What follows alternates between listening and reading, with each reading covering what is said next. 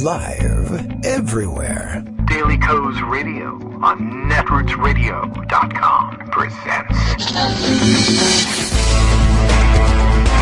David Waldman, Kagro in the Morning Show.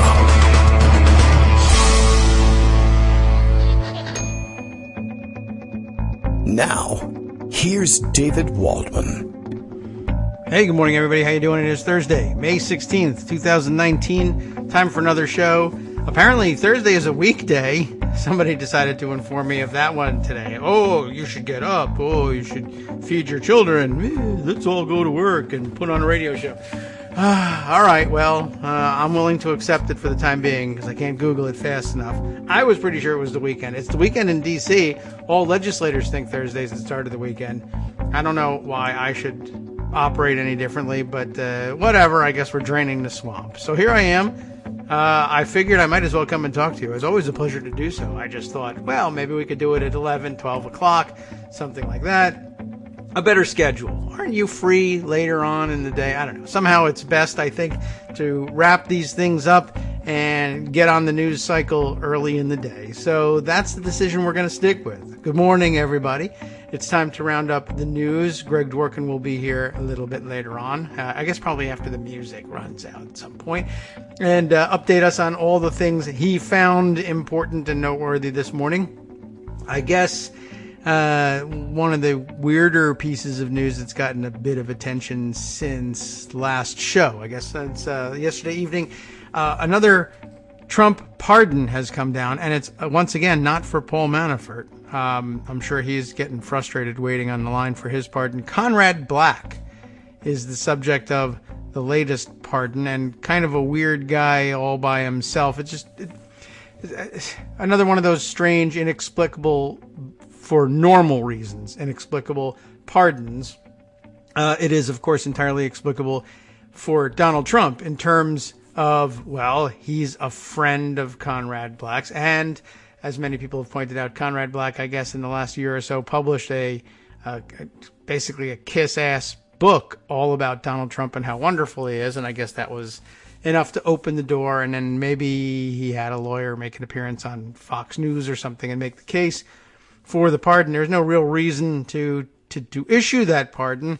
Conrad Black has been out of jail for a while and is doing just fine, but he's a friend of Trump's. And by the way, as others have pointed out, ran in the same Jeffrey Epstein circles as Trump did back in the day. And it's just sort of a weird kind of a thing to have extended to him. As I saw pointed out here by one Dan Murphy, who's a blue check mark of some kind or another on Twitter.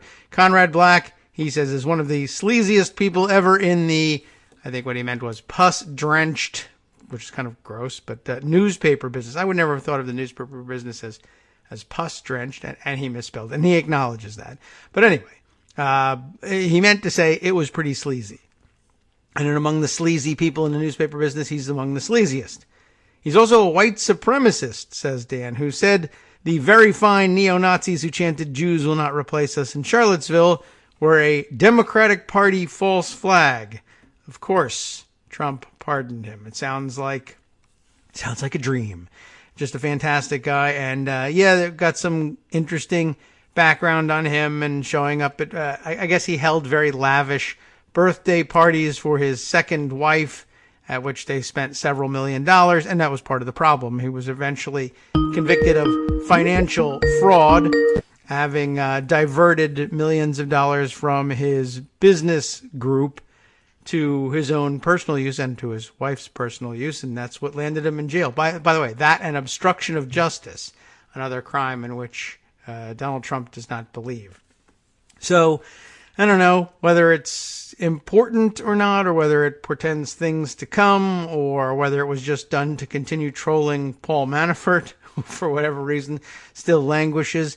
And, well, there's no strategy to anything with Donald Trump, so it's difficult to tell whether he means for people to take a lesson from this or just likes pardoning his friends. That's a great reason to be president.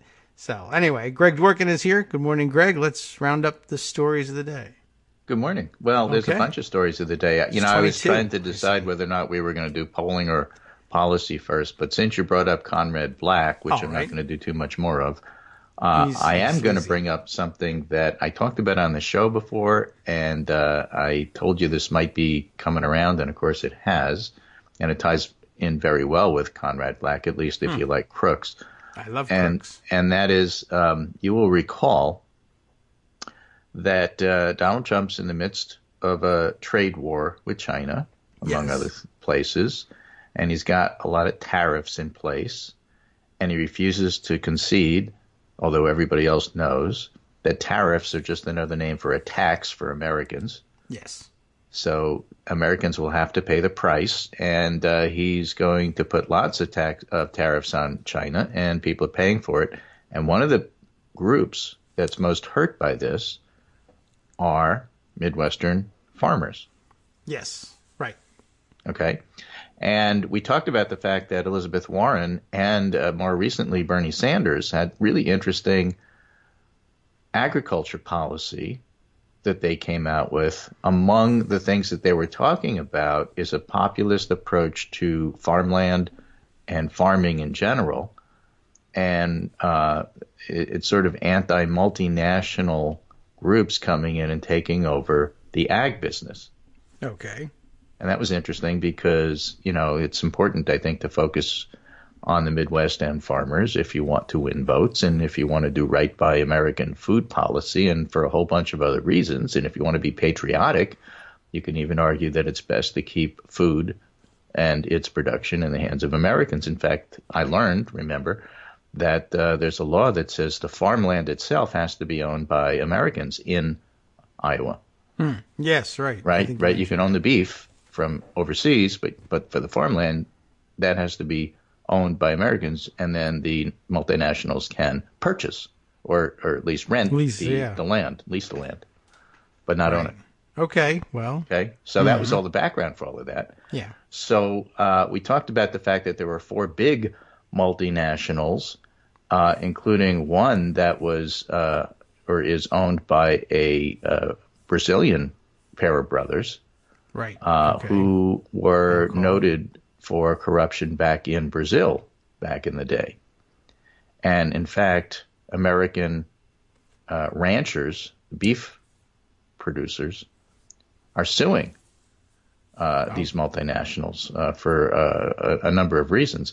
And the thing that caught my eye today in the New York Daily News is this story: company owned by Brazilian crooks. That's in the headline. Oh, well, yeah, Daily News. Okay. Received $62 million in Trump bailout cash meant for struggling U.S. farmers. Well, it's U.S. And again, cash, it's a Daily News story, but they Purple Pros, this is what they mean. The Trump administration has forked over more than $62 million. I'm just imagining I'm reading this in the New York Times, and this is where they read this story. Yeah. Right? Taxpayer cash that was supposed to be earmarked for struggling American farmers to a massive meatpacking company owned by a couple of corrupt Brazilian brothers. Right. That pretty much summarizes what's going on, right? Chris. You don't have to get down to paragraph 19 to say, oh, that's what they're talking about here. Yeah, okay. I'm Department ready. of Agriculture cut a contract in January to purchase $22.3 million worth of pork from plants owned by JBS USA, Colorado-based subsidiary of Brazil's JBS SA, which ranks as the largest meat packer in the world. The bailout raised eyes from industry insiders at the time as it was sourced from a $12 billion program meant for American farmers harmed by President Trump's escalating trade war with China and other countries. But previously undisclosed purchase reports obtained by the Daily News this week revealed the administration has since issued at least 2 more bailouts to JBS, even as Trump's own Justice Department began investigating the meatpacker, whose owners are Josely and Wesley Batista, 2 wealthy brothers who have confessed to bribing hundreds of top officials in Brazil. So this has everything I was talking about in the story. Okay. And your listeners were aware of it because we talked about it in terms of Warren and Sanders' farm policy. Yeah. Why do you need farm policy? Because of stuff like this. I guess so, although sometimes farm policies lead to dumb stuff like this. But I suppose the sheer size of the payout stoked outrage from industry watchdogs who questioned how subsidizing a deep-pocketed Brazilian-owned company would help farmers in the American heartland. Well, there's a really clear answer to this, and it goes along with the Conrad Black story. It's because these guys are crooks, and Trump loves crooks. Yes. Crooks are the kind of people who can amass large pots of money from which they can subtract lump sums and give to Donald Trump. I think the word is funnel. Yes, right? You're always looking for the word funnel in a story like this. Although, and instead the word funnel shows up in headlines like funneling money to Puerto Rico because they were hit by hurricanes. Exactly. This is the story where funneling belongs. Yeah. Good job. All right. Well, all right. Now here's a companion story, not about the Brazilian crooks, but about the farmers. This was from CNN and was going around making rounds yesterday. We're in a free fall out here. This Ohio farmer voted for President Trump. He now says the president's comments about farmers being patriots during a trade war are just a design to make me continue to be quiet, and I'm not going to be quiet. There he is on CNN, True. Not being quiet. He's from Maplewood, Ohio. Okay. Well, he's right. And this isn't the only example of that either. In fact, it's not even the only example of foreign-owned pork producers getting this bailout money. Right. So that's on the policy side, but it ties in well to one of the issues that we had brought up before. It was just kind of interesting to see that.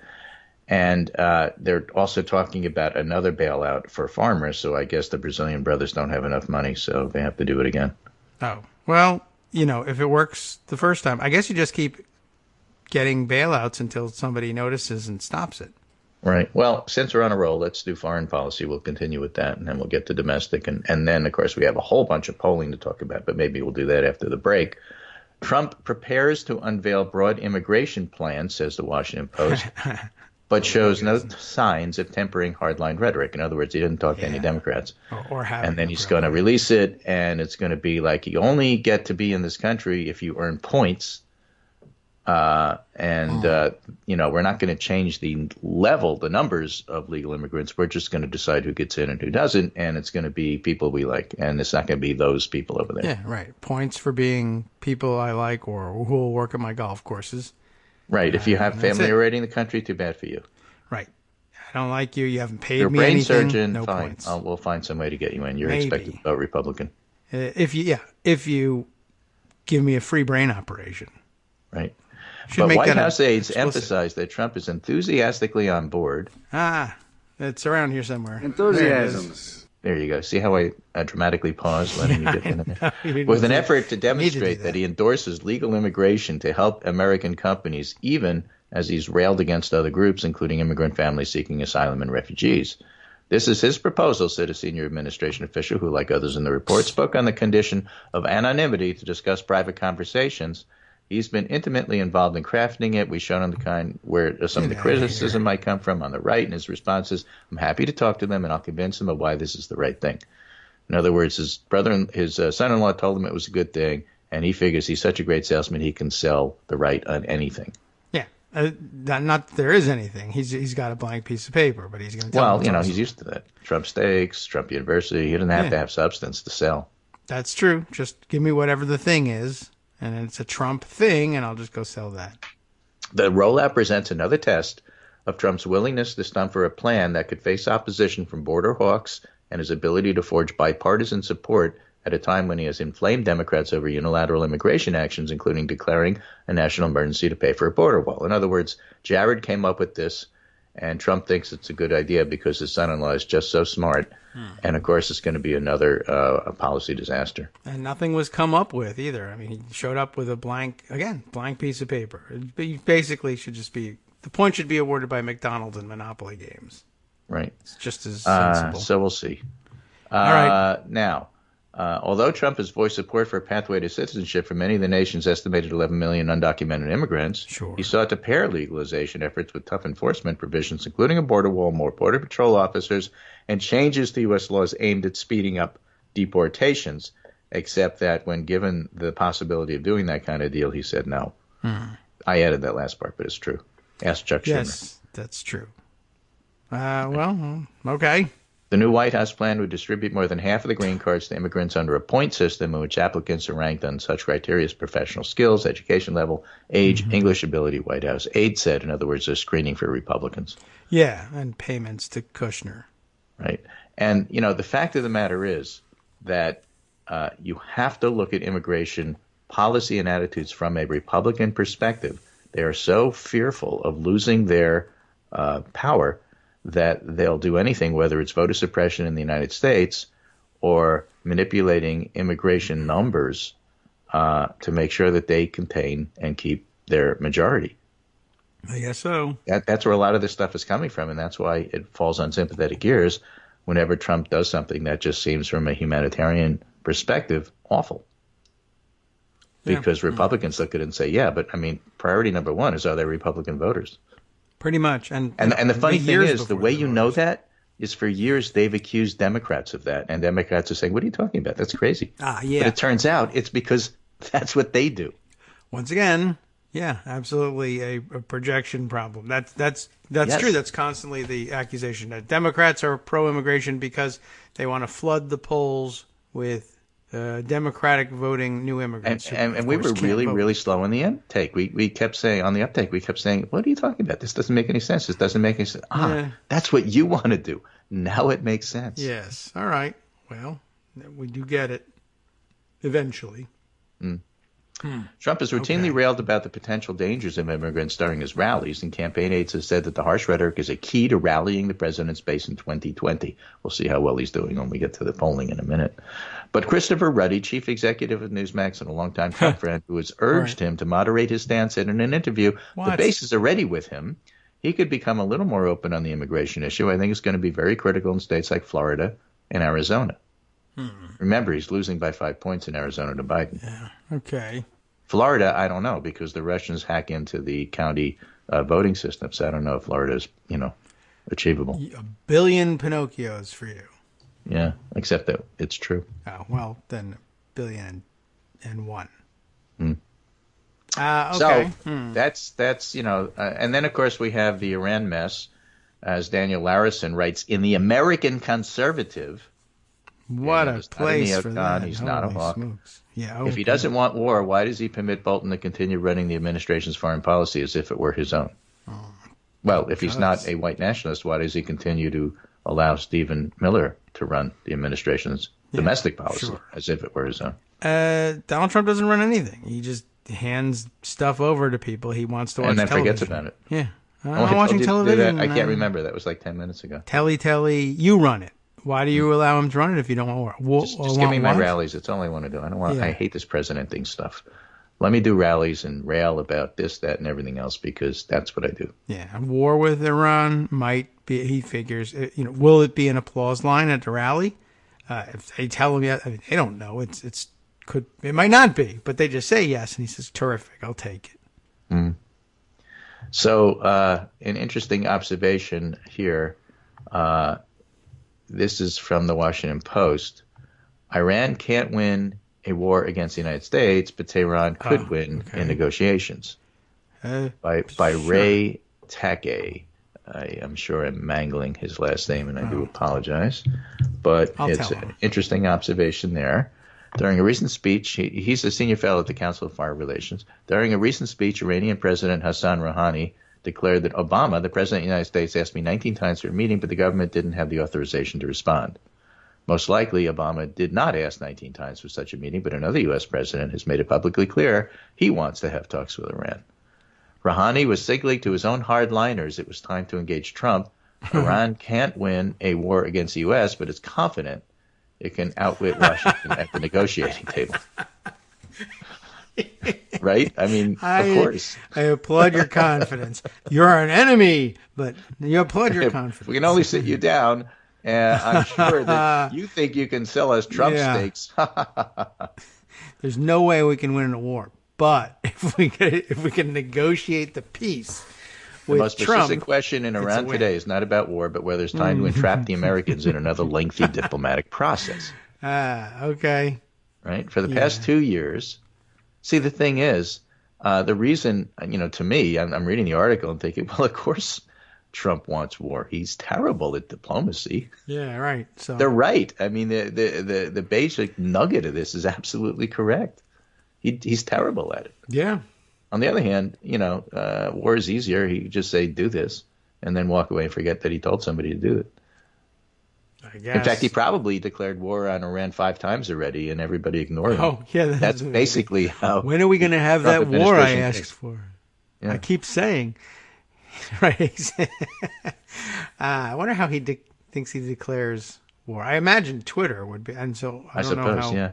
how All they this has now prevent it. changed. Iran's economy is imploding, says the article. The inflation rate there is skyrocketing. The Trump administration has deterred European commerce and Asian investments from going into Iran, and it may yet succeed in driving down Iran's oil imports close to zero.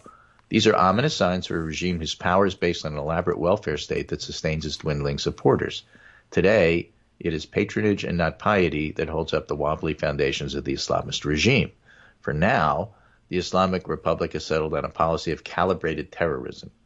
So you get the feeling this is one of the hawks. This has been one of the more ingenious innovations of the theocratic state, which engages in acts of terror where its complicity is clear but difficult to prove. So Trump likes that that's too. where this guy's coming. So the Rouhani-Zarif strategy to succeed, Iran is likely to couple its measured escalation with private hints of willingness to talk. The authorities in Tehran have already offered to negotiate over Americans held hostage in Iran. This was meant to jumpstart the process of diplomacy that could soon cover other areas of contention. The Trump team may find itself in its most significant Iran dilemma yet, namely dealing with Tehran's diplomats rather than its soldiers. Now, the gist of that may not be wrong, although it makes it sound like, Iran's the evil, do everything wrong. Not that they're good people. Well, we have to tread with caution with them. Sure, absolutely. Right. I mean, they are absolutely at arm's length, in terms of embracing.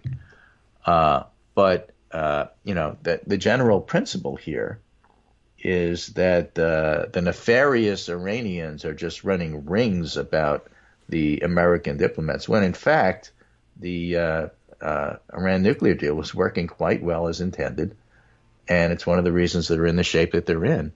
And everybody who hates the Iran nuclear deal, which worked, if you're coming at it from the point of view as it was a disaster and so we have to do something else, is really coming at it the wrong way. But the fact that Tehran may well be more interested in negotiations at this point than more is not surprising, and the fact that they're better at it than Trump people is also not surprising. And, the problem with that is that Trump tends to skip all that and say, okay, I'm not doing that. Let's just bomb them. Yeah. Because that's about the level at which he understands diplomacy. Pretty much. Okay. Well, we'll be on the lookout for this. I'm still blown away by how, I guess it's not that hard to be perceptive when it comes to, I think we might be able to take advantage of this moron.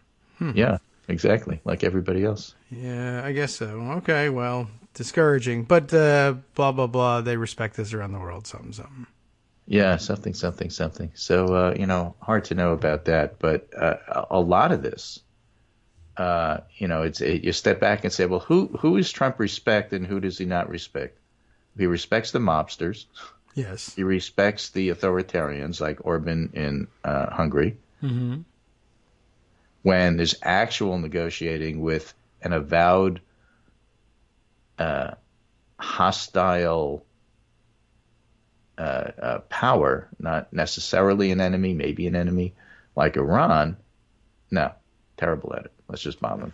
I guess, although maybe he could be talked into a diplomatic approach when he reads this article. The part that caught my attention was in his indictment of the Islamic Republic regime, as he puts it here, the calibrated terrorism bit.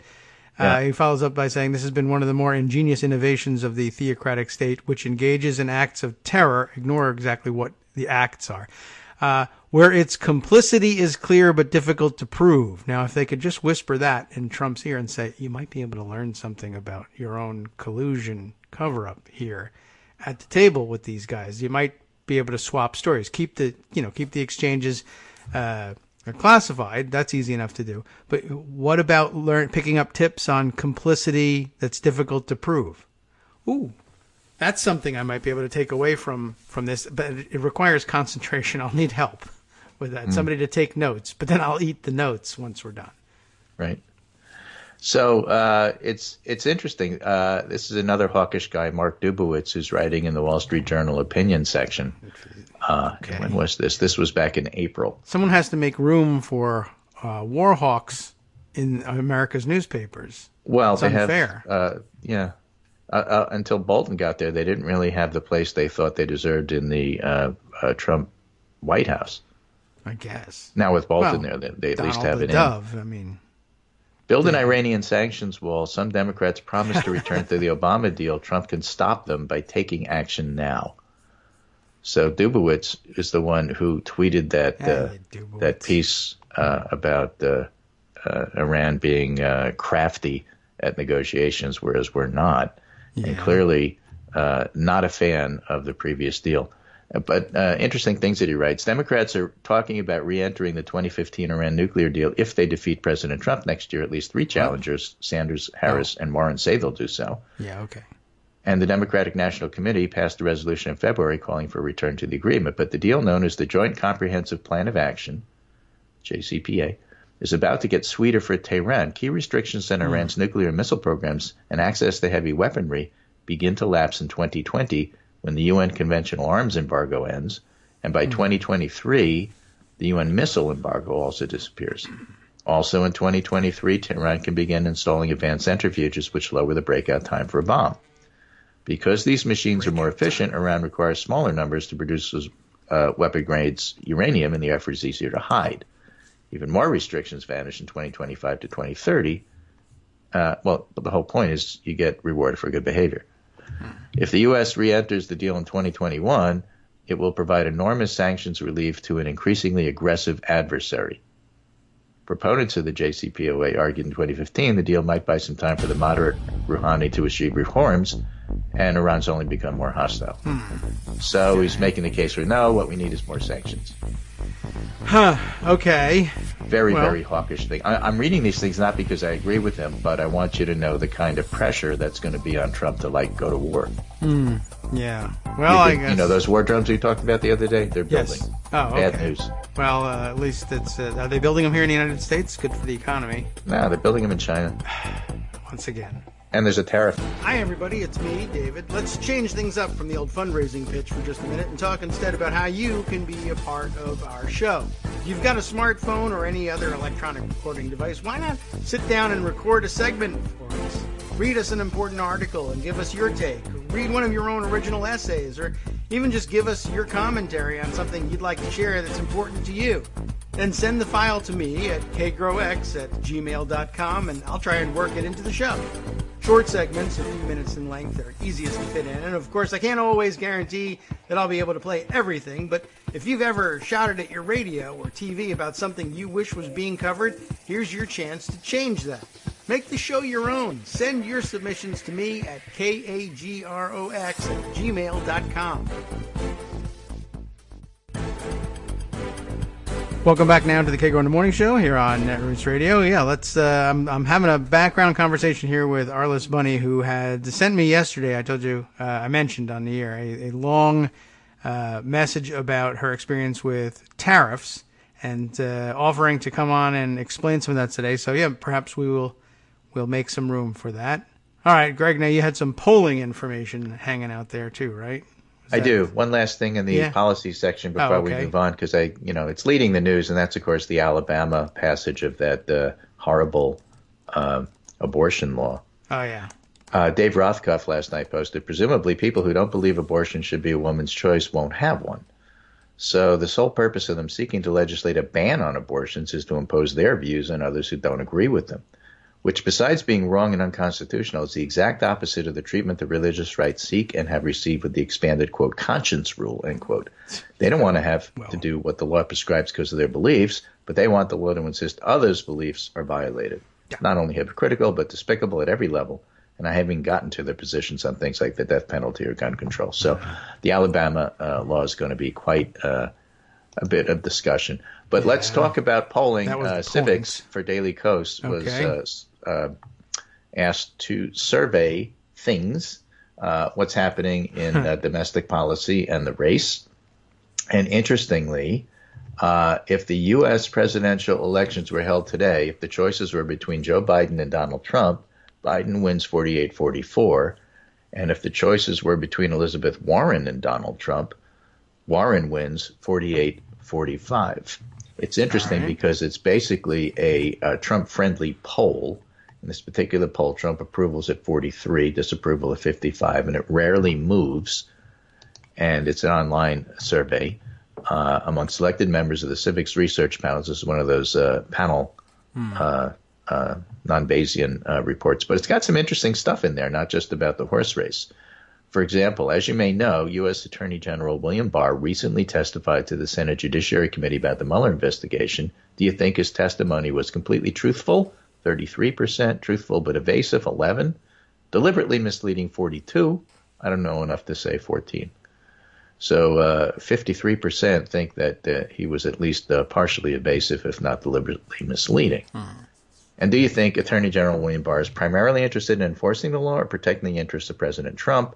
Protecting Trump, 48%, enforcing the law, 38%, so that's pretty clear. The independents side with the Democrats on this one. And who do you trust more to tell the truth about possible Russian interference? Mueller, 48%, Barr, 28%. I trust them both equally, 10%. Okay. Would you support or oppose impeaching U.S. Attorney General William Barr? They went ahead there and went there. Support 42%, oppose 43%, unsure 15%. Those are not bad numbers if you want to impeach him, actually. Yeah, I mean, sure. Why not? Go for it. Other interesting questions, just the general feel for the populace. Do you support or oppose a plan to eliminate up to $50,000 in student debt for Americans with an annual household income under $100,000 by raising taxes on the wealthiest Americans? Oh, Support okay. 51%, oppose 39%. That's an Elizabeth Warren plan. All right. Should people who are felons serving time be able to vote in national elections? Yes, 27%, no, 61%. If you're going to push this, at least understand where the population is coming from. Yes, although that doesn't necessarily make very much sense, but that will be a long fight. Right. Just be aware of that. Yeah. Did you end up paying more or less in federal taxes this year than you expected? I paid what I expected, 36%. I paid more than I expected, 29%. I paid less than I expected, 21%. Unsure. Do I pay taxes? 14%. That's mixed results. I mean, it's pretty good results for the, given that the Republican strategy is always we'll slash taxes and people will love us for it. Not so much. Do you think that the Affordable Care Act, also known as Obamacare, should be struck down in its entirety by the courts? Yes, 40%, no, 54%. Do you think the U.S. should stay in or withdraw from the Paris Agreement on climate change? Stay in, 54%, withdraw, 38%. Basically, and here's one of the things I found the most interesting. Do you watch Fox News? That's the bluntest, shortest question. Have to keep it short. Yes, frequently, 16%. That is the core you can't touch. Yeah. Yes, occasionally, 32%. And I do not watch Fox News, 52%. Ah. Okay. So 48% sometimes at least watches Fox News and 52% don't. That's why I say that this is a Trump-friendly poll. I see. Yeah, okay. Right? You're coming from the universe of half the answerers at least occasionally watch Fox News. And, there's a huge divide there between those who watch and those who don't. The core is 16%.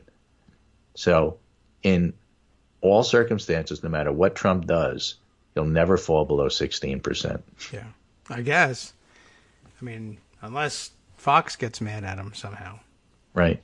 Right now, Trump approval's at 43%, and the people who at least sometimes watch Fox News is 48% in this poll. I mean, to give you an idea, there's definite correlation there. Yeah. The less you watch Fox News, the less happy you're going to be with the president. Yeah. Okay. Okay. Now, how are things going statewide? This is Quinnipiac came out yesterday. Biden leads Trump 53-42 in Pennsylvania. And there's a lot of really interesting nuggets here. Yeah. One of the reasons I'd like Arliss to come in and talk to us is this one. Oh. Okay. Tariff-wise? No, listen to this quote. Okay. More than half of Pennsylvania voters say they're better off financially than they were in 2016, but the economy isn't giving President Trump an edge in an early read of the very key Keystone State. Okay. Right? They feel like they're doing okay financially, and that's still not helping them. I see.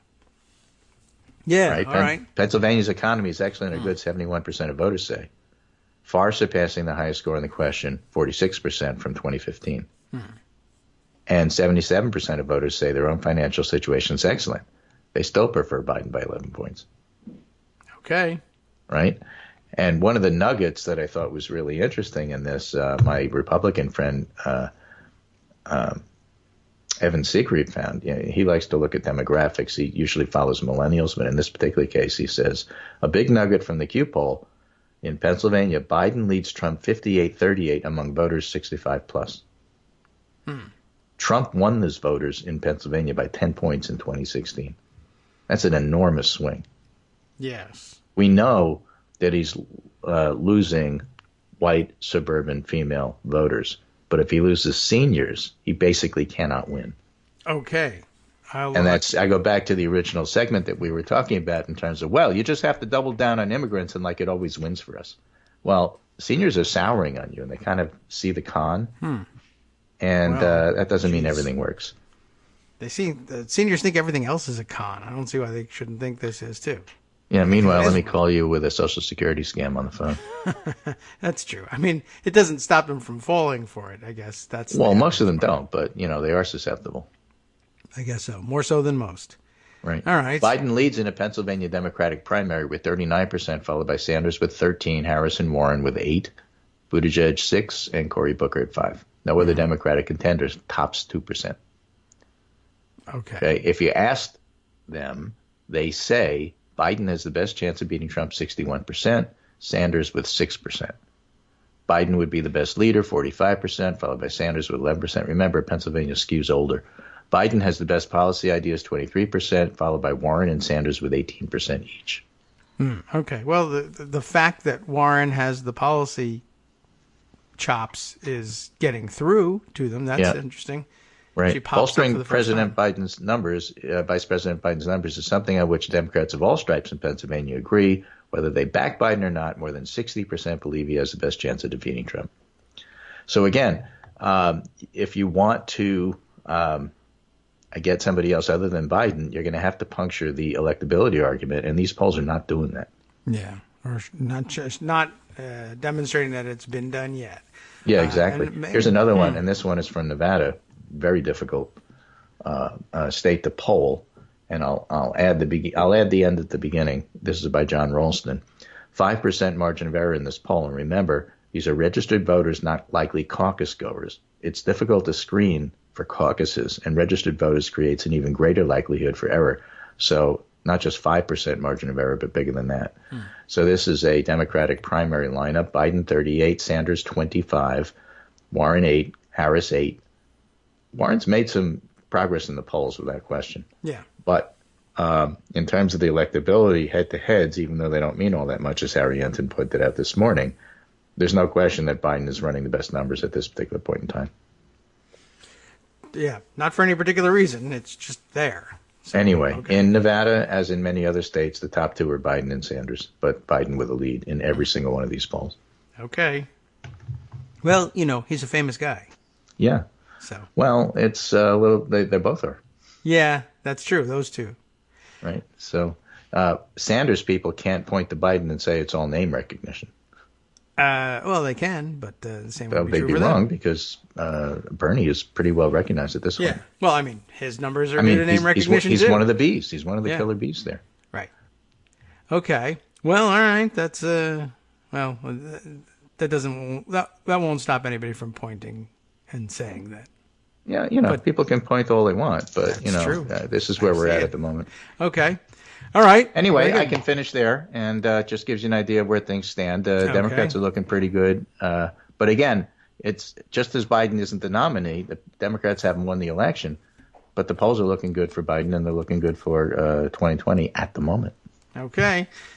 Yeah. That's my segment for now. Take care.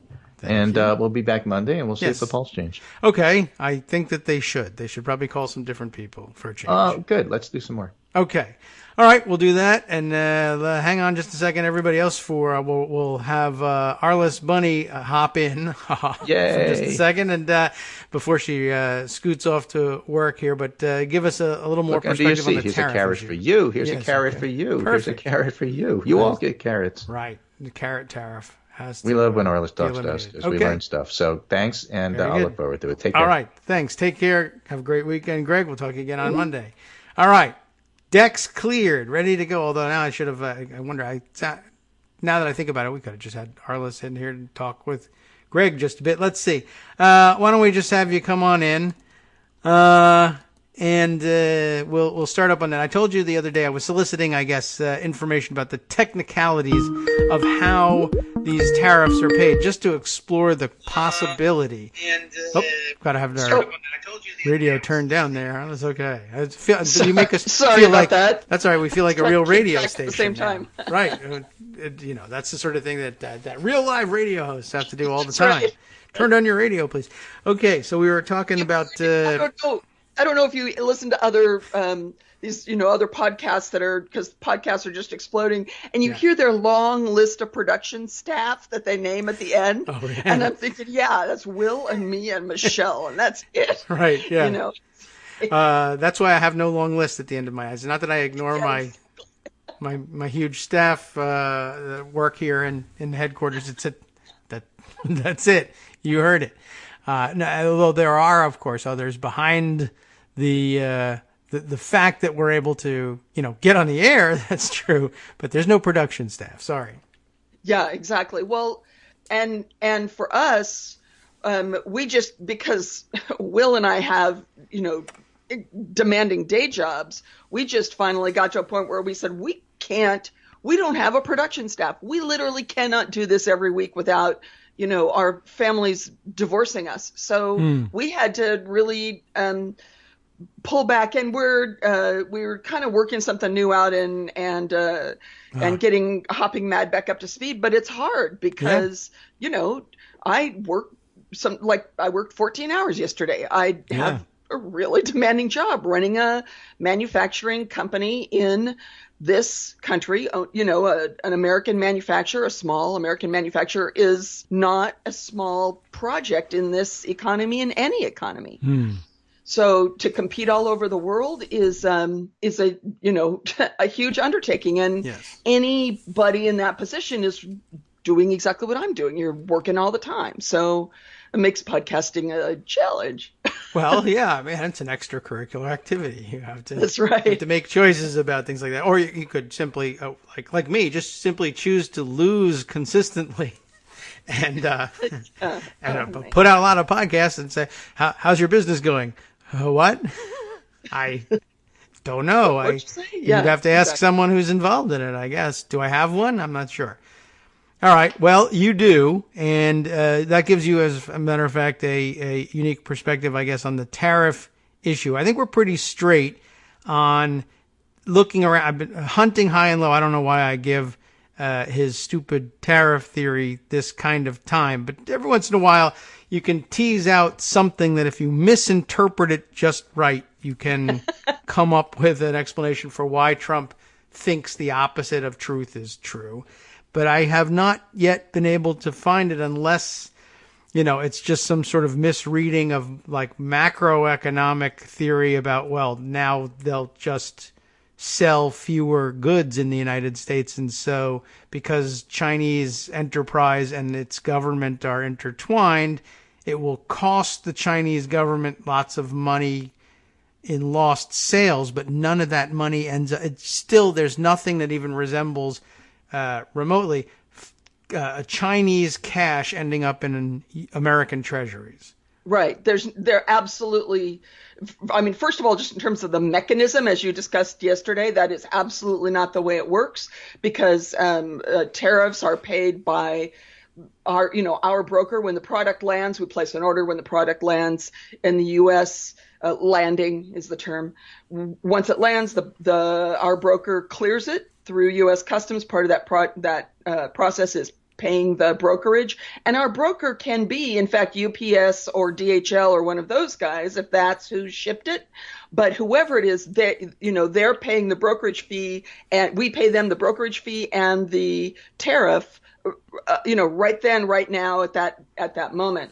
Yeah. The real problem is much deeper, I think, than people realize, because they don't understand everything that goes into business between the U.S. and China. So certain components, and we have some small components in our overall product that have to come from China. And I say have to come from China, not just because of a pricing perspective, but because the Chinese put the American businesses who did that work out of business decades ago. Okay. So I can't pay more and get it from an American manufacturer. Right. By the way, in my particular product, I would have done that and put that pricing into my product. I have done it in other components. Sure.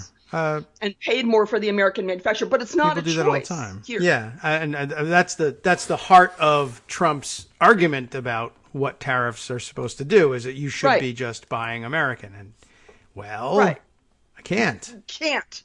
And and in fact, the Chinese have been really aggressively, chasing other countries, India, Pakistan, that kind of thing, who have been trying to compete in these same areas and trying to squash the heck out of, India. So it's not just that they've put American companies out of business. They're trying to put their competitors around the world out of business, and they're good at it. Well, so, it's China or China in some of these things. So I can choose my vendor in China, but I can't choose that I'm doing business with China. It's just the way it is. So I know that up front, right? I place the order. This is a custom component, so the lead time is like 90 days, sometimes more. Okay. During that 90 days, let's say Trump threatens tariffs 68 to 8 times, like he's done during this last round of a particular order that I have placed in China. Well, that number, sometimes he attaches a number to that, sometimes he doesn't. It's completely unpredictable. So I have no idea. I have no way to project. And businesses live and die by how we project things. I have no way to project how much this product is going to cost me when it lands. So the people say, well, okay, so you just add that into the cost of your product, but it's not that easy. Like a lot of manufacturers, I sell both into retail and wholesale markets. And so my wholesale customers, in particular distributors, right, who then sell on to dealers, they have, they, and in fact, also sometimes their dealers have things like not just printed catalogs, but they have pricing agreements with their dealers. I have pricing agreements with the distributors. I can't just, magically change prices without it being the sound of the dominoes falling down, downstream is immense. And we just went through, it all gets worse because we just went through a round of pricing increases to our dealers and distributors. In fact, also to our retail customers. Because for reasons other than tariffs, all of my vendors sent me pricing increases. So, of course, I ultimately had to push that down the line. But between the time that my dealers sent me pricing increases and the time I could increase pricing with all of my various customers is months, during which I'm just absorbing the difference in that pricing, right? I'm just eating it. Yeah. And that's really the only way. I'm just constrained by that. It's the only way we can function, given the way our industry works. So that, of course, cuts into my margins, and it absolutely did in 2018 in the last couple of months.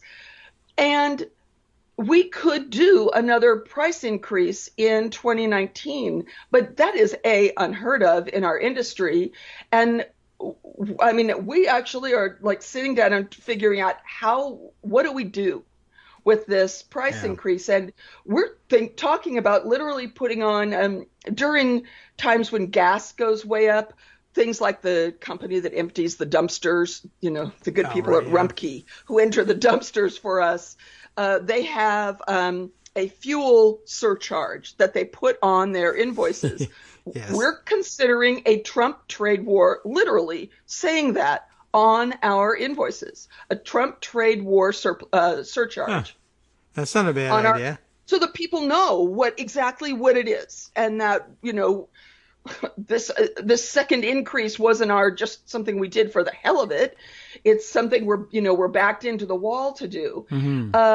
But it gets worse than that, because let's say that the Chinese, who are, of course, intelligent and rational, they may have a lot of other issues in terms of trade with the U.S., but they are intelligent and rational. Well, they have a plan in mind. they don't want this trade war. They really, really don't. So let's say they find a way. Maybe they write a book praising Trump, like Conrad Black did. I don't know. Bring their own cake. But, I don't know. But let's say they, throw him a party at Mar-a-Lago, whatever, sure. And put an end to this trade war. Prices don't just snap back down, because I have landed no one placing an order with China orders the minimum, right? Because shipping is incredibly expensive, and as is brokerage fees and all of that. So you always place the largest order you reasonably can when you're ordering from China, and that means that you carry that inventory. Well, that inventory that I have landed during the tariff regime is still, will still be sitting in my inventory. So the day the trade war ends, my prices can't snap back down because I'm still carrying this tariff landed inventory. And so I have to burn through that before I can bring my prices down. But my customers, explaining that to my customers, what do I do? Put a little explainer at the bottom of every invoice I send? I mean, it's crazy. Yeah. Well, you can call them. It worked for me. You got me, but I mean, it's incredibly frustrating. So, I can imagine. So people understand, it actually gets worse than that, because anybody who's doing business all over the world like us is trying to do business in the UK as well. Well, we used to have an EU distributor out of the Netherlands. Well, okay, now I can't have an EU distributor out of the Netherlands serve the UK. So I have to have a UK distributor. So we're negotiating with them to set the prices for the UK. That's fine, except that we have no idea how much the tariffs between the US and the UK are going to be, because there is literally no trade agreement of any kind between the US and the UK. And trade agreements take literally years to negotiate. So we don't know if something temporary is going to be slapped down or not, or what's going to happen or not. We have no way to know that. But take all of that complexity and put on top of that the trade war with China, which affects my pricing on the other end, right? So the tariffs between the U.S. and the UK affect me on my customer side, but the trade war with China affects me on my vendor side. So you put all that together, and now imagine setting pricing with your UK distributor, because their pricing can't just be set at any random level. They still, in many ways, have to compete with the dealers that they'll be selling onto will be competing with dealers who are still inside the EU. So Ireland and, directly across the channel. And so their pricing can't be dramatically different. It has to be, reasonably close to what's going on with the EU. So setting pricing for manufacturers right now it's impossible, because these countries can't get the stupidity combined with the fascism. These countries can't get there, and the bigotry, whatever's going on in the UK. These countries cannot, find their way out of a paper bag. It's unbelievable to try to be in a manufacturing environment selling overseas at this point in time, the complexity, and realize that in my tiny little business, it's not like I can, bring together my, incredibly huge sales staff with the, international lawyers and international tax guys and all of that. It's me, and so that's why I'm working 14 hours yesterday. It's me trying to figure all this out and trying to hash through how Brexit is going to affect us in terms of tariffs. And so every tiny manufacturer has, the problems that are affecting General Motors are affecting me. They're magnified down to us, because at General Motors, they assign a team to deal with it. And at, my company, we assign, me. And a tiny quarter of my, the available brain space, because the rest of my brain is doing the job I normally do.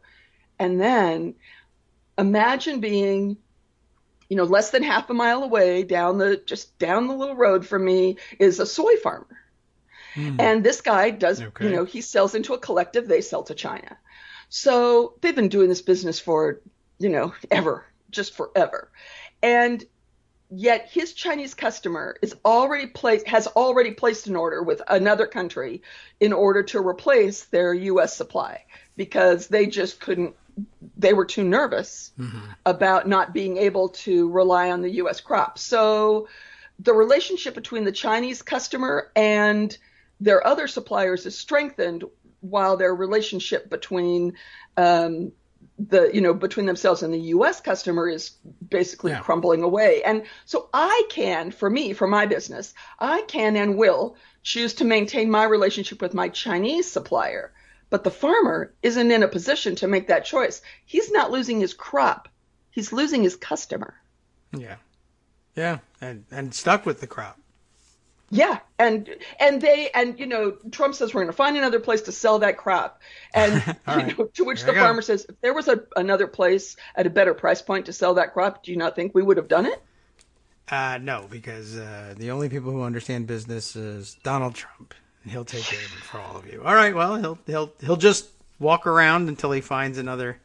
It's his responsibility, and you can hold him to it. And if he doesn't find you another place to sell your crop, then you can something.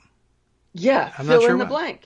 And meanwhile, all these other little businesses, particularly across the Midwest, where there are lots of us, we're all struggling. And for those of you on the coast who say, who are wondering why I talk about small businesses in the Midwest as being different, is because the overhead to maintain business on the coast is much higher. Yes. So manufacturing is settled in the Midwest. Well, that's reasoning for it. We're going to take a short break, and if you've got time to continue, I'd love to do it. I must scamper today. I am jammed, but thank you for the opportunity to explain this.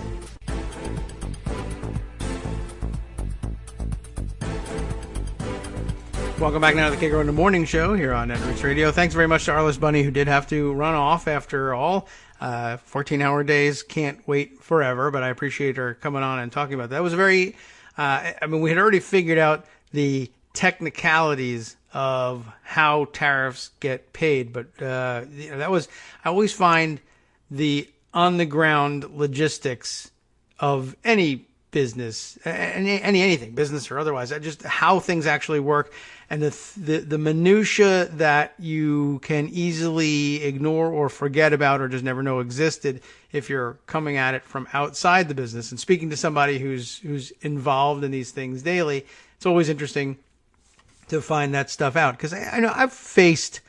She mentioned the fuel surtax, the surcharges, and I laughed silently to myself about that one, just because I always thought of that. And I'm sure they have the similar arguments that they could make, that they keep to themselves inside the boardroom, and businesses that impose charges like that. And I'm sure also that, even though they could probably explain it away, there's also a part of it, especially with larger corporations, as Arliss mentioned, where you have a team working on these things in big corporations. Your finance guys end up looking like geniuses when they come to you with an idea like that. Why don't we add a fuel surcharge? Not only that does that help take care of our shortfall that is very real and that we're experiencing because of high gas prices, but we don't have to explain it very much. Every one of our customers is feeling the same pinch, so they know about gas prices.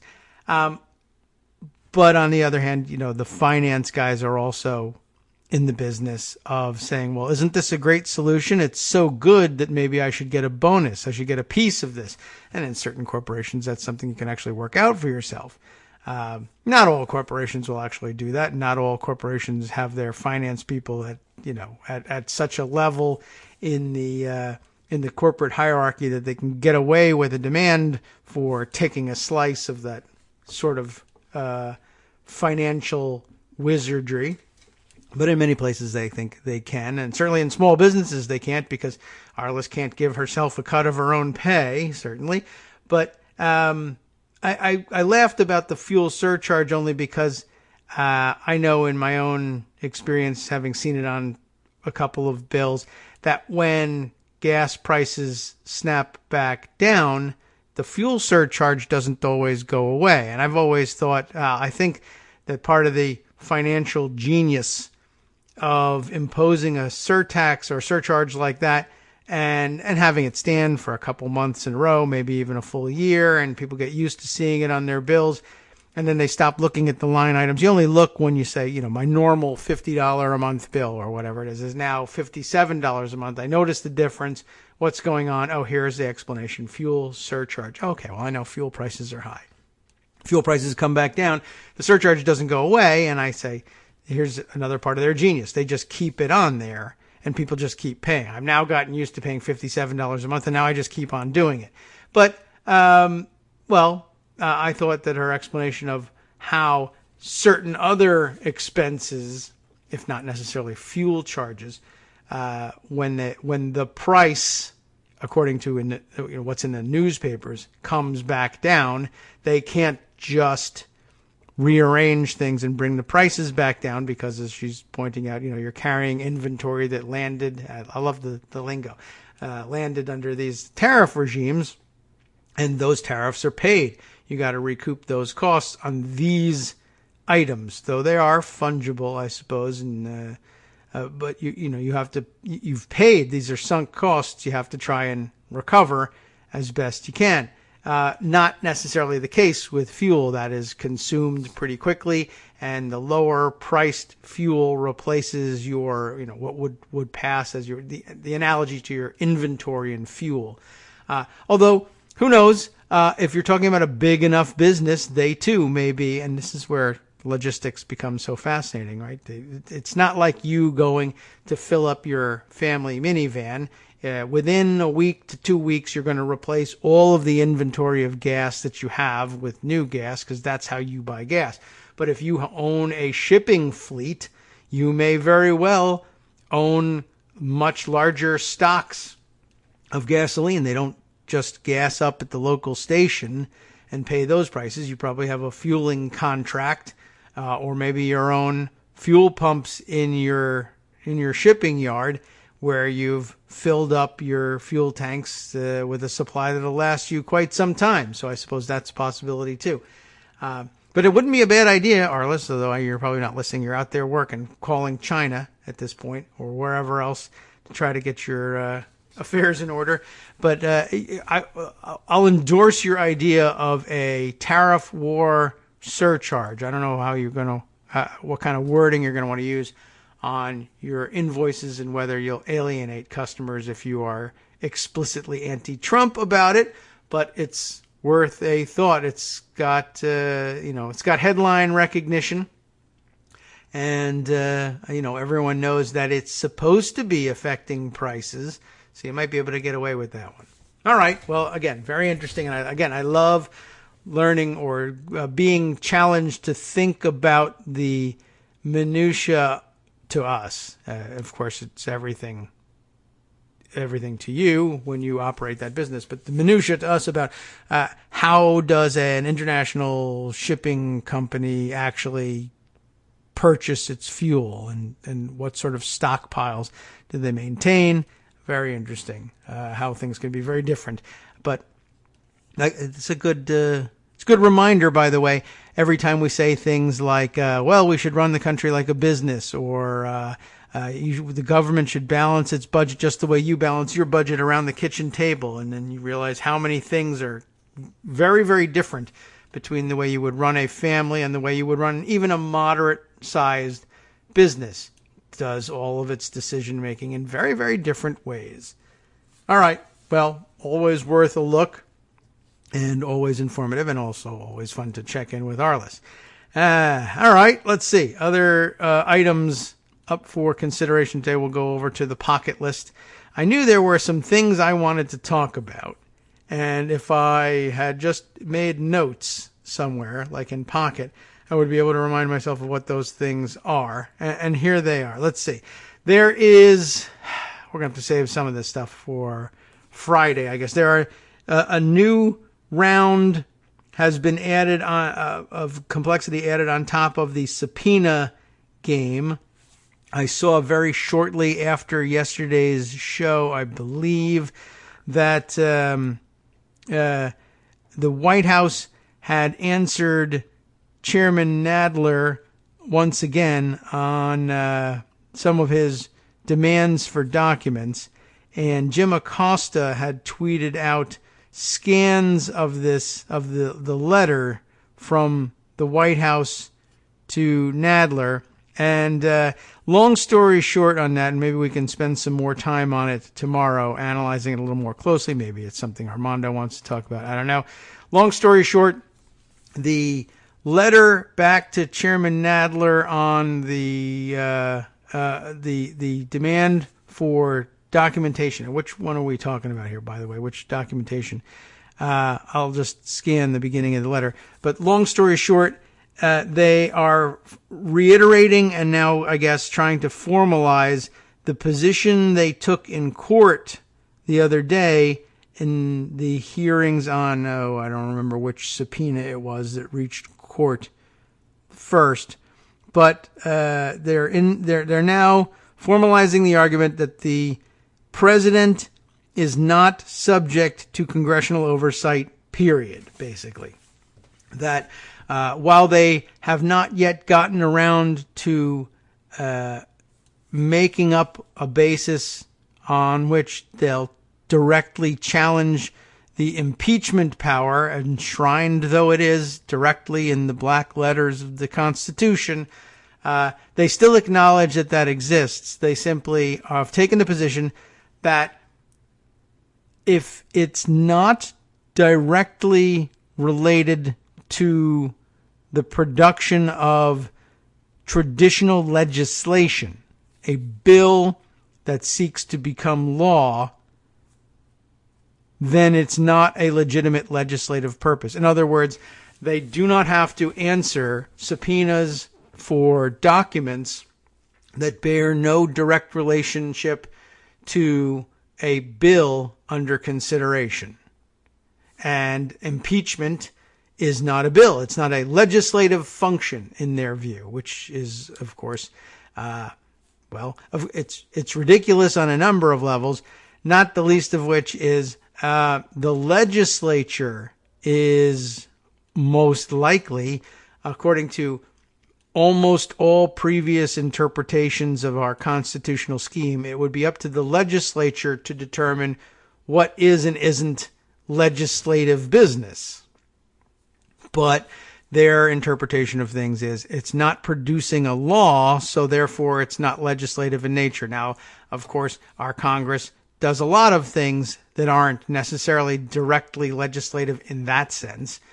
In nature, and a lot of them are explicitly assigned to the Congress by the Constitution, including the impeachment power, of course. And Armando took to Twitter yesterday to argue, and correctly, that, one, this is nonsense, and that, two, there's just no escaping the fact that impeachment is a power assigned to the legislative branch, and that, therefore, it would, let's see, so how will we say that? Therefore, their right to demanding the information is unassailable in the context of an impeachment investigation. This brings us back to this, the idea that if you simply declare it to be an impeachment hearing, an impeachment process is underway, that the administration's claims to whatever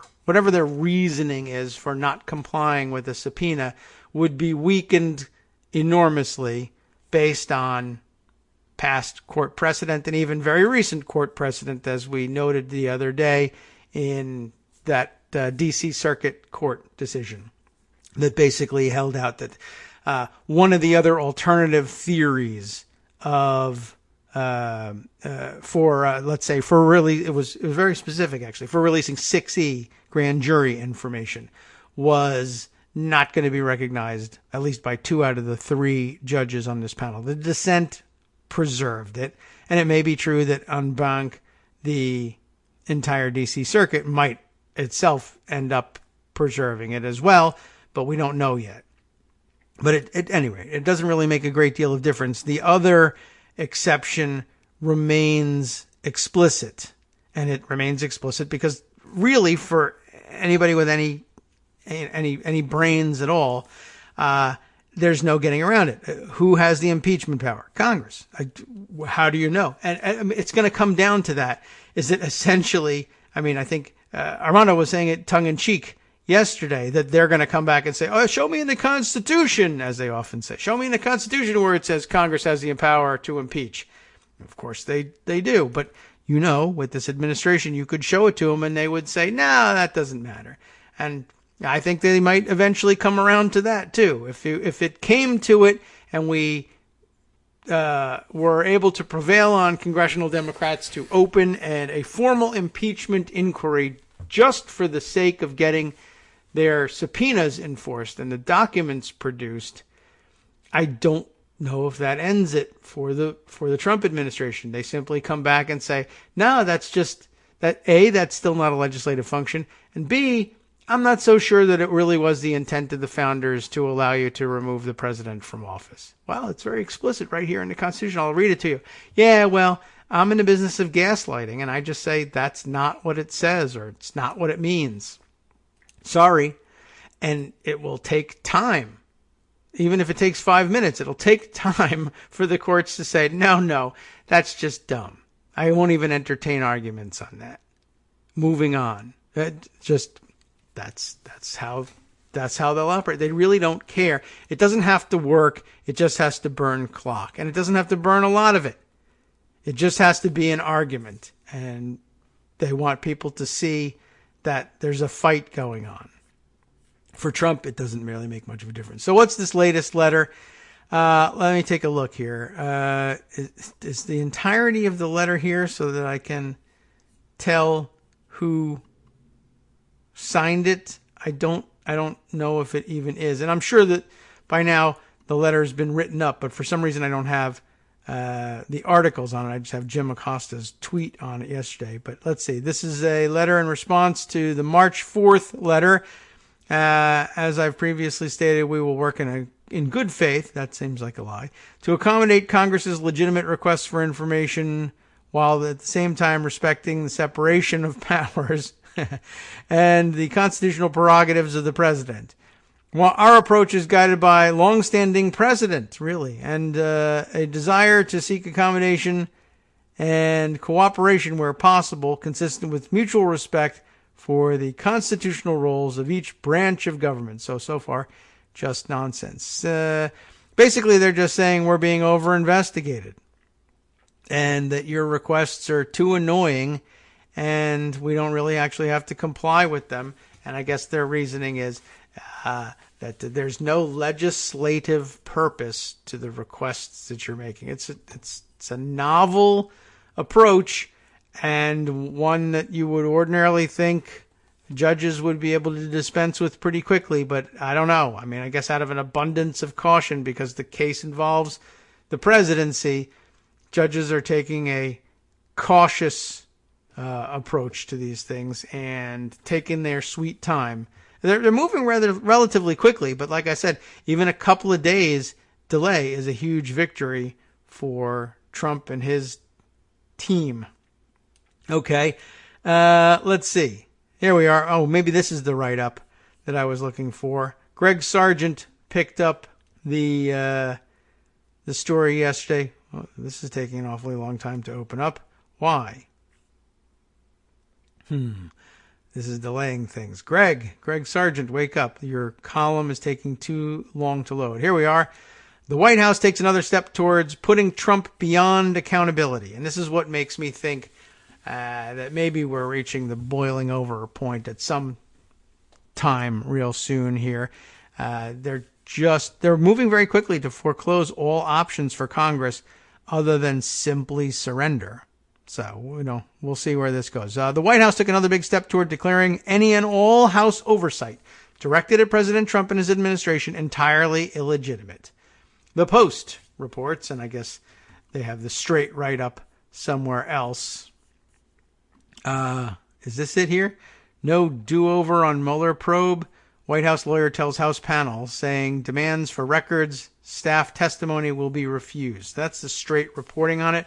But I might as well just jump to Greg Sargent's view of it from an opinion side, because he's been on top of it, and he's not been wrong about these things. There have been small quibbles, but not much. So the Post's reporting on it was thus quoted: the White House's top lawyer told the House Judiciary Committee chairman Wednesday that Congress has no right to a do-over on the special counsel's investigation of President Trump, and refused a broad demand for records and testimony from dozens of current and former White House staff. This then a request for the underlying documents and evidence in addition to the unredacted Mueller report. They view Congress's interest in reading the report and everything that underlay it as seeking a do-over of the special counsel's work, which, that's called review. You produced a report. I'd like to read it. Well, I'm going to take half of it or a third of it out. Well, we want to read the whole thing. Oh, no do-overs. What do-over? I just want to read it. White House counsel Pat the Bunny Cipollone, I'm still not sure how he actually says his name, and I don't really care. Hopefully he'll be gone before I ever find out. His letter to committee chairman, now we know who signed it, Jerry Nadler, constitutes a sweeping rejection, not just of Nadler's request for White House records, but of Congress's standing to investigate Trump for possible obstruction of justice. In his letter, he repeated a claim the White House and Trump's businesses have been making, that Congress is not a law enforcement body and does not have a legitimate purpose to investigate the questions it is pursuing. Can I I'll pause here and make a suggestion that this is actually, it's been viewed as goading. I mean, I guess if you want to use Nancy Pelosi's wording for it, goading Congress into an impeachment. And it is.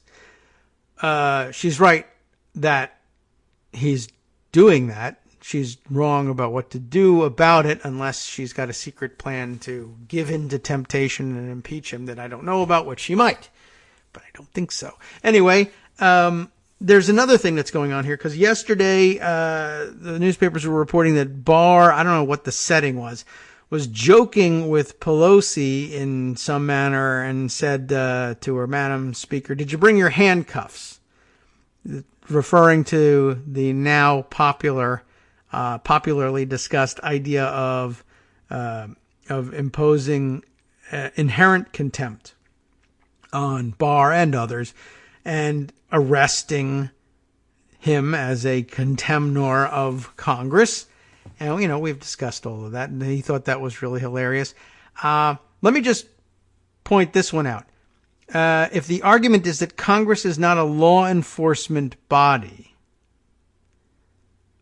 what do you think imposing inherent contempt and making an arrest does to that in the view of public opinion? Are they inoculating themselves against the threat also of inherent contempt by saying Congress isn't a law enforcement body, and then Congress would do something that looks exactly like what a law enforcement body might do, that is, make an arrest, which even though the fact is that they would be making an arrest for a contempt charge, which I guess technically in the contempt of court context is a judicial, court's obviously a judicial body, but I don't know if the general public differentiates between being cuffed by police as an executive law enforcement function on behalf of the court as part of a judicial law enforcement function and thrown in jail. It all looks the same. So, but I'm just curious whether that reinforces their point, which it really probably wouldn't with the general public, because the general public, for the most part, will not have read Pat's letter here, nor have necessarily extracted this particular point from it, even if they did. But so it could go either way. The other possible outcome, and there's probably third or more on top of this, but another possible outcome is if Congress started arresting people and newspapers and news outlets were therefore forced to discuss the question of by what right do they do this, because it looks weird. You would think you can pretty well predict that news outlets would really relish the idea of dusting off this concept and explaining to their viewers and readers why it is, how it is that Congress comes to think it has the power to make arrests like this. And then all of a sudden, the first time they come into contact with the argument made by the White House counsel here that Congress isn't a law enforcement body because they didn't read it the first time around, and it's an unusual argument to make anyway. What if their first reading of it, what if they first become aware of it in the context of having seen Congress arrest people and explain why they can do it? They're not a law enforcement, but I don't know. They were able to arrest this guy the other day. I don't know. That's something to throw out there. Maybe it would be a good idea to undermine the White House counsel's argument that Congress isn't a law enforcement body by exercising some law enforcement powers and moving first to do it. I mean, it's too late. You can't beat his claim, but you can beat the popular acknowledgement of his claim. Still time to do that. All right. Back to Greg Sargent's right up here. The letter from the White House counsel to Nadler is right here. And that's the one we were reading before that Jim Acosta sent around. One thing that's revealing is how cavalierly it reaches the conclusion that the committee's investigations don't have a legitimate purpose. For instance, the letter complains about Nadler's decision to hold Attorney General William P. Barr in contempt of Congress in retaliation for Barr's defiance of a subpoena. That subpoena was for the full unredacted Mueller report and its underlying materials. After insisting that this request was highly unreasonable, just a weird phrase, the White House counsel says, unreasonable is unreasonable, quite honestly. But I guess there's close call unreasonable. I don't know. Not really. Something else. Maybe not unreasonable. Unreasonable should never be a close call. Anyway, the White House counsel says, lost in the committee's legally indefensible rush to recommend a contempt citation, and we encourage them to rush, is the reality that the committee has not articulated any proper legislative purpose for pursuing inquiries that duplicate matters that were the subject of the special counsel's inquiry. Congressional investigations are intended to obtain information to aid in evaluating potential legislation, not to harass political opponents or to pursue an unauthorized do-over of exhaustive law enforcement investigations conducted by the Department of Justice. Now back to Greg here. The first accusation here is that it's not legitimate for Congress to, quote, duplicate matters covered by Special Counsel Mueller's probe. In pursuance of this, the letter demands that the Judiciary Committee drop its investigation entirely into whether Trump obstructed justice, engaged in public corruption, and abused his powers. But this is absurd. Yeah. As a Congressional Research Service report explains, one of the core functions of congressional oversight and the separation of powers scheme is to scrutinize the executive branch's implementation of executive power as delegated by Congress. That's exactly what the Judiciary Committee is doing. Yes. What's more, as Jonathan Chait notes, the claim that Congress cannot legitimately look into such questions when placed alongside DOJ's policy against indicting sitting presidents and Barr's declaration that a president can close down DOJ investigations into himself for any reason whatsoever, in effect, places Trump above accountability and the law, to which they say, yes, that was our intention all along. Add to that Trump's broader defiance of any and all oversight, the administration's alleged breaking of the law in refusing to turn over Trump's tax returns and Trump's vow to fight all subpoenas, right? And the efforts to place Trump beyond accountability becomes even more sweeping. Beyond all of this, Congress would be derelict if it did not try to scrutinize the underpinnings of the Mueller report simply as a matter of basic oversight, since the Mueller investigation was run out of the Justice Department. In other words, you are overseeing the work of the Justice Department in the Judiciary Committee, a traditional function, of course, of the Judiciary Committee. The White House's second accusation is that the Judiciary Committee didn't articulate any proper legislative purpose in seeking those materials, but he argues that the committee absolutely did articulate such a purpose, and a number of them, in fact, and we'll get around to gathering those up and concluding with this article after this 2-minute break. We'll be right back. Hi, it's me, David Waldman, your host for Kagro in the Morning, with a brand new interruption to say thanks to all of you who support the show. Remember when I told you that our average monthly donation was about $7, for which you were getting 2 great hours of news and entertainment 5 days a week, and how that came out to about 70 cents an hour? That's a pretty good deal, except it's wrong. The math actually works out closer to 17 cents an hour. It is hard to beat a deal like that, and even harder to send your kids to college on. Thankfully, Patreon.com makes it easy to make that work. Patreon, Patreon.com, is the simple, secure way to make recurring monthly contributions to support our show. Just search for me or the show name on the site, and they make it easy to crowdfund the show so that the power of our numbers can keep the show going for just a few bucks a month. Once again, thanks so much for all your support.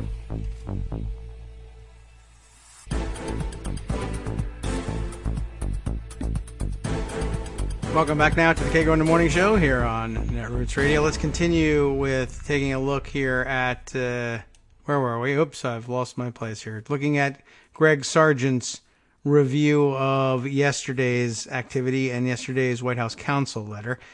When we left off, we were wrapped up in the idea that the White House's second accusation is that the Judiciary Committee didn't articulate any proper legislative purpose in seeking the materials, but they did. A number of them, in fact. Its memo setting forth the reasons for holding Barr in contempt provided the following rationales for its investigation. Would you like to hear them? The purposes of this investigation include Arabic numeral 1, investigating and exposing any possible malfeasance, abuse of power, corruption, obstruction of justice, or other misconduct on the part of the president or other members of his administration. Good reason. Arabic numeral 2, you have to designate. Considering whether the conduct uncovered may warrant amending or creating new federal authorities, including, among other things, relating to election security, campaign finance, misuse of electronic data, and the types of obstructive conduct that the Mueller report describes. And there's another one, but again, it's about as direct a statement of legislative purpose as there can be. We want to know what the Mueller report says happened for the purposes of deciding whether or not we need to make any new stuff illegal. It is frequently asserted by the Trump team, the Trump campaign, the Trump White House, the Trump organization, that nothing was illegal about what they did. Well, ought it to be illegal? We don't know, but it would be up to the Judiciary Committee to decide that. And what should they, if anything, make illegal? Well, we'd like some information on what happened, how it happened, and what the problems with it are so that we can, legislate on it. So, that defeats the White House counsel's claim right there all by itself, really. But there are several other very good reasons why they should have access to this information. The third one, designated Arabic numeral 3, considering whether any of the conduct described in the special counsel's report warrants the committee in taking any further steps under Congress's Article 1 powers. That includes whether to approve articles of impeachment with respect to the president or any administration official, as well as the consideration of other steps such as censure or issuing criminal, civil, or administrative referrals. In other words, the legislative purposes of this investigation are to determine whether Mueller's findings suggest a need for new election security and or campaign finance protections, or institutional reforms designed to prevent future abuses of power of the sort documented by Mueller, and, wait for it, he says, to determine whether to impeach the president It's plainly obvious that the full unredacted report and underlying materials would assist Congress in such judgments. It's very exciting because it has the word, the I word in it, but the real direct answer is actually there in number 2, Arabic numeral 2. That's the direct answer to it. There's no legislative purpose. Well, there certainly is, and there certainly could be. Now, on the other hand, it's very important that you know that we're considering this in an impeachment context that might have some legal bearing on things. But let me throw this out. I suspect that what precedent there is that argues that in the context of an impeachment or even a potential impeachment, the congressional interest in gaining access to grand jury material, because that's where this comes up, is at its height. And in fact, the Congress's interest in any material, whether people worry that it's grand jury material or not, is heightened under in the impeachment context. And that's all true. But my guess is,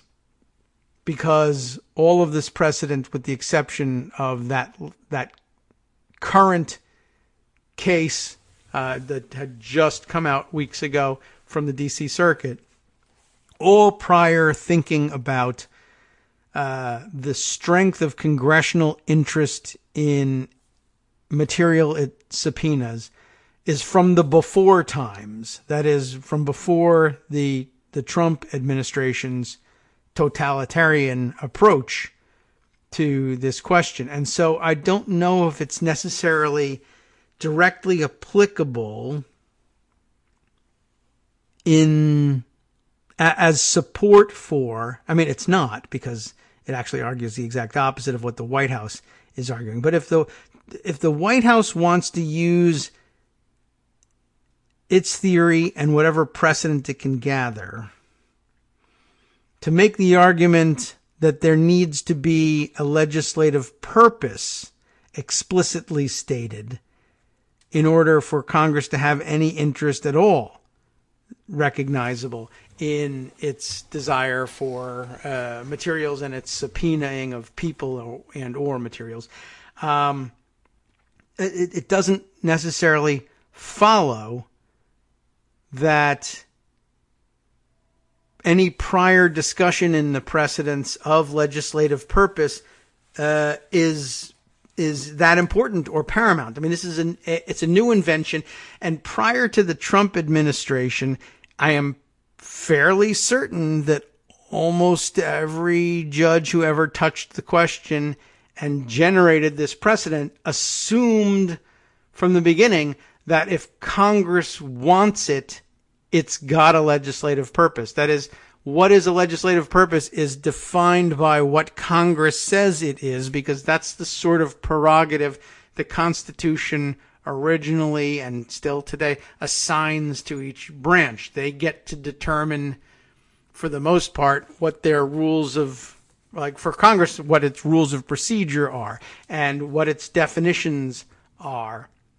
And it's not up to courts to make that sort of decision, generally speaking, unless it's as part of their generally recognized roster of checks and balances as against the other branches. They can occasionally insert themselves into the process by saying either that your interpretation of law is wrong or that your actions are illegal or unconstitutional.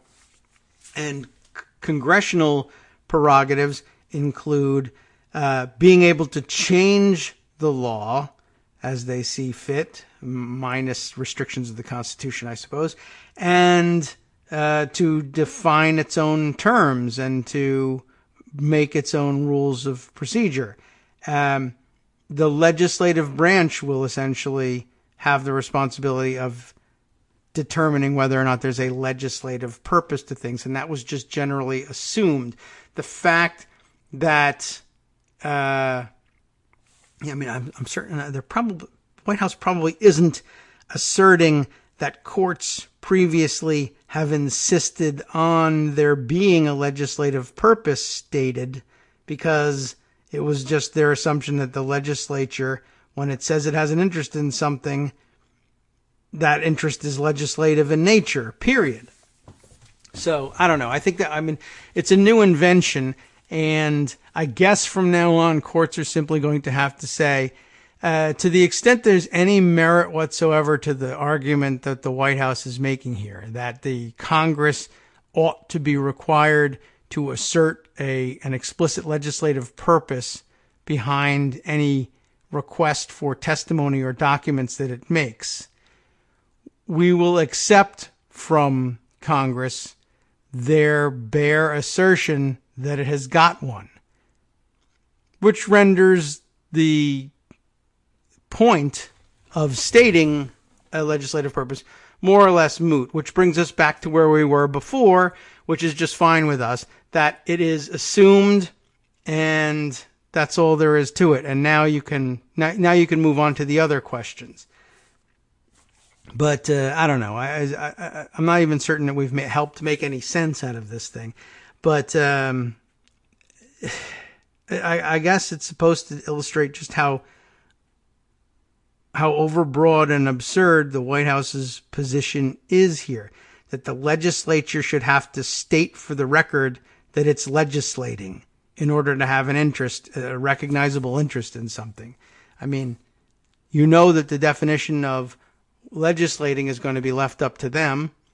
And you know that under normal circumstances, courts would not stand for the executive branch disputing the legislative branch's definition of what legislating is. If there's any branch that has the prerogative for defining that, it would be the legislative branch. Ordinarily, because the courts would stay out of it. But now that they've appointed so many activist judges, some of whom used to be ghost hunters, etc., I guess it's entirely possible that they may say, we're going to, instead of calling balls or strikes here, we're going to define the nature of the game instead. And we'll tell the legislature that they're not legislating. But ordinarily, a court would step way out of the way. And for instance, someone might argue, well, they never did produce that bill, or worse, they never were able to enact the bill into law because the president vetoed it. And so therefore, no legislation was produced, or no law was produced, and so therefore no legislation in our view. And then there would be an argument about, is legislation only that which passes and becomes law? No, that's never been the definition before. And that can't really be it. It shouldn't be up to the executive branch to define what legislation is. That would be absurd, especially how much after, assigning so much power to the definition of the word legislation. It would have to be the legislative's prerogative to define it that way. And I'm sure that they would do so by saying, certainly any prospective legislation. And then how prospective could it get? What if I'm considering such legislation, but after informative hearings and the subpoenaing of some important information, I come to the conclusion that my original intent is unwarranted, and I make the very proper decision on behalf of my constituents and on the country, on behalf of the country itself, not to pursue the legislation because the evidence ultimately argued against it. I wasn't sure whether it would. I thought that it wouldn't, but I held an investigation. That's exactly the way you would want the legislative process to work. Finding objectively that the evidence weighs heavily against the proposed legislation, I withdrew it. Or it was withdrawn for me by committee vote once they all heard the evidence. If then retroactively you were able to say, well, then that was never a legitimate legislative purpose, you would really be creating havoc.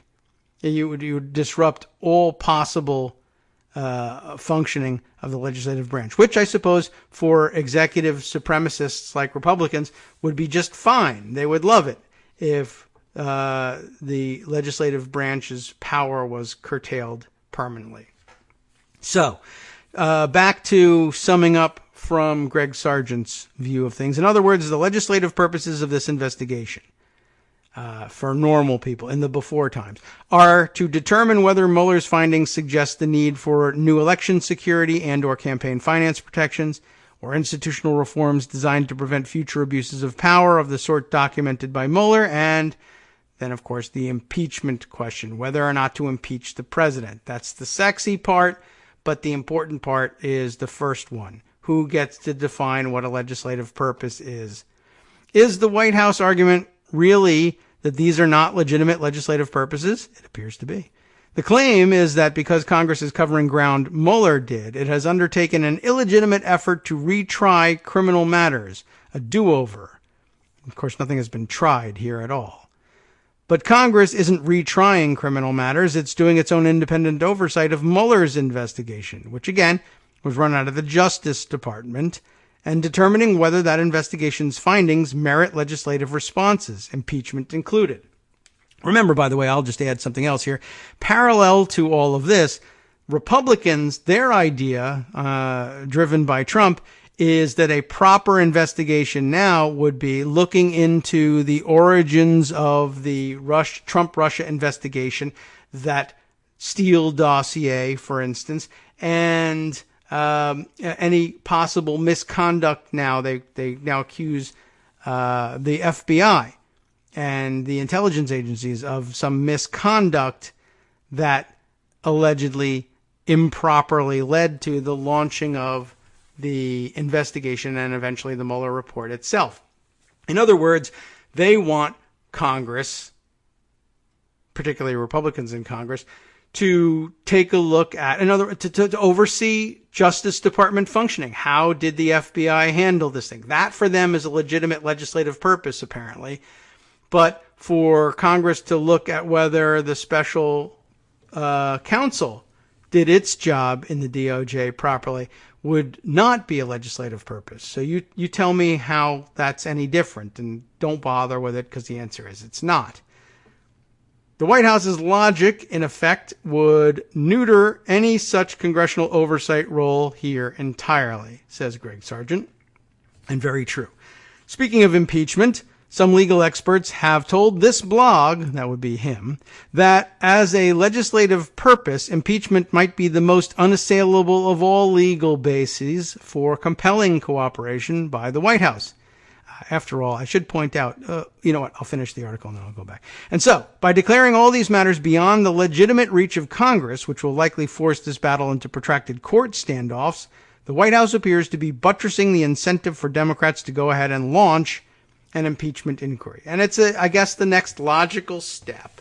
That's the end of the article. That would be the next logical step, would be to say, all the legal experts believe that impeachment is unassailable as a legal basis for compelling cooperation by the White House.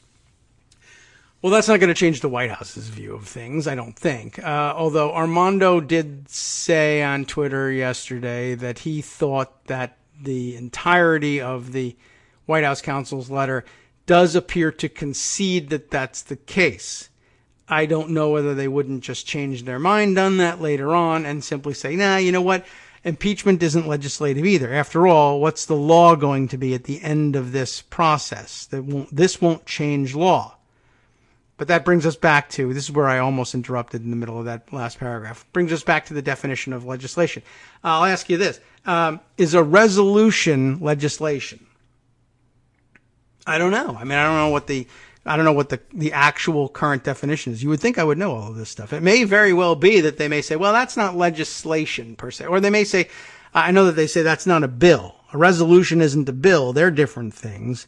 But is it not legislation? I think that it is. I don't know exactly where you would draw the line, but it doesn't, a resolution by itself doesn't change law. That's true. If that's the definition, of course, if you have to wait for a law to be signed, if that's your extremist argument, well, if it doesn't get signed into law, then all previous work on it wasn't legislation. That's impracticable. Can't work.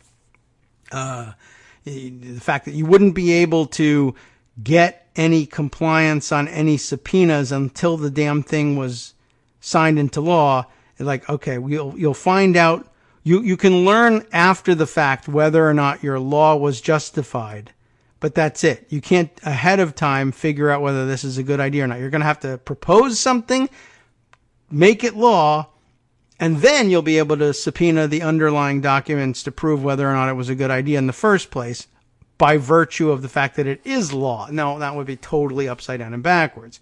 But is a resolution legislating, even if it doesn't lead to, a change in the law, they would have to claim that because, of course, how is an impeachment carried forward?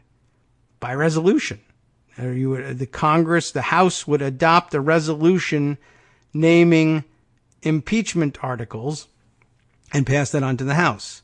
So, the process by which you would impeach someone necessarily includes, at the very least, a resolution of the House. Now, I suppose that don't bet against the White House standing there flat-footed, insisting in front of a federal court that a resolution is not legislation because it doesn't affect law. Don't put it past them. They'll absolutely do it. That's my prediction for you. And it's not very useful, but it's out there. All right. Let's see. Other items for discussion in the few minutes that we have left here. Well, I think I'm making the executive decision. It's an executive function. You can't challenge me on this. To push some of our recorded segments into Friday. And that's always a good day for the recorded segments, if you ask me. So those of you waiting to hear your masterpieces on the air, and they are fantastic, and I do intend to play them, but I say that all the time before running out of time on Friday. I think we'll push them until then. Let's see. The same story, essentially, is told by Mark Sumner yesterday, and let's see. I think this advances the ball a little bit on the question of what comes next. His piece, Congress seeks expert opinions as Trump makes it, quote, increasingly difficult, unquote, to avoid impeachment. I think this is an interesting place to pick up where Sargent's piece leaves us. Jerry Nadler, I'll skip the florid introduction, has been reluctant to enter into direct conflict with the White House and even more reluctant to utter the I word. But he, like many members of the Democratic leadership, believes that impeachment is much more likely because Donald Trump is giving Congress no other choice. In an interview on NBC, Nadler was asked whether he believed that Trump was intentionally trying to force Congress to impeach him because Trump believes surviving an impeachment would give him a political boost. Nadler did not believe that was the case. Instead, he believes that Trump is simply impulsive and acting without a real strategy. That could be. I always argue the same. But it could be out there. The idea that that they'll never convict me in the Senate because it's Republican, and therefore I will survive an impeachment, and that will therefore make me look stronger. It's possible that he thinks that. That's pretty impulsive thought all by itself. So I don't rule it out, but he is a very impulsive person. Nadler agrees. He's very willful and he's very ignorant. Unlike Richard Nixon, who knew exactly what he was doing when he was violating the law and violating norms and so forth. He just goes ahead. He doesn't know what the law is. He doesn't know what the constitutional history is. He doesn't know the implications of half of what he does. Nadler, like Speaker of the House Nancy Pelosi, agreed that Trump is making it increasingly impossible to avoid impeachment, though through his blanket use of privilege and disobeying subpoenas. Those questions are under direct discussion in a currently ongoing, yesterday anyway, legislative hearing before the House Judiciary Committee. It calls on expert witnesses, including some regularly called by Republicans on previous occasions, to speak on the subject of executive privilege versus congressional oversight. The array of legal and constitutional experts weighed in on both sides of the issue, but even those who were regarded as reliably conservative did not have good things to say about Trump's actions. Trump's attempted expansion of executive privilege came in for heavy fire from experts who pointed out that it was much broader than even claims that had previously been made and failed. While some of the witnesses felt that some redactions made by the special counsel report by Attorney General William Barr were likely to withstand a court fight, and one of those testifying was actually a friend of Barr who spoke at his confirmation hearing. Even that witness agreed that many other actions on Trump's part, such as withholding witnesses and documents or ordering staffers to disobey congressional subpoenas, were unsupportable. And, as many of those same witnesses pointed out, the Constitution assigns to Congress one clear way of dealing with presidential misconduct, the one that Nadler believes they are being driven to take. Interestingly, one of the experts testifying indicated that it's enough to be considering impeachment or evaluating the possibility of impeachment for courts to strike down most privilege claims as they would during an impeachment hearing. The advice given to the committee by experts speaks directly to the potential outcome of existing subpoenas, the contempt citation against Barr, and Trump's resistance to provide witnesses or documents. The responses from the experts are extremely informative in their review of past cases. Again and again in the questioning, representatives returned to the question of whether initiating impeachment proceedings could be necessary to obtaining the information they require for effective oversight, with mixed results. The complete transcript of this hearing is going to present a guidebook for going forward and a textbook for conducting oversight or beginning an impeachment. All right. It looks like there's an update here just pointing out that the hearings were then still ongoing and that you should tune in and take a look at them. All right. Now, up at the beginning here, I'm trying to think of what it was. It reminded me that there was something else we ought to follow up with, and now I'm trying to remember what it was, and I wish I had written myself a note during the reading here. Let me see. Oh, yes. All right. So the inevitability of impeachment, right, was bringing me to a contrary view that I thought we should share, even though it'll be a depressing way of ending. I thought I would at least read it and evaluate it and try to work it into my own thoughts here. Charles Pierce, writing yesterday in Esquire, I no longer believe House Democrats will uphold their constitutional duty. That doesn't sound too good. And as a result, the president's chances of re-election are better than anyone thinks. Here's his take on it. As John Mitchell, realizing that he was busted, once sent to Carl Bernstein, good God. From this, he adds from CNBC via the Washington Post.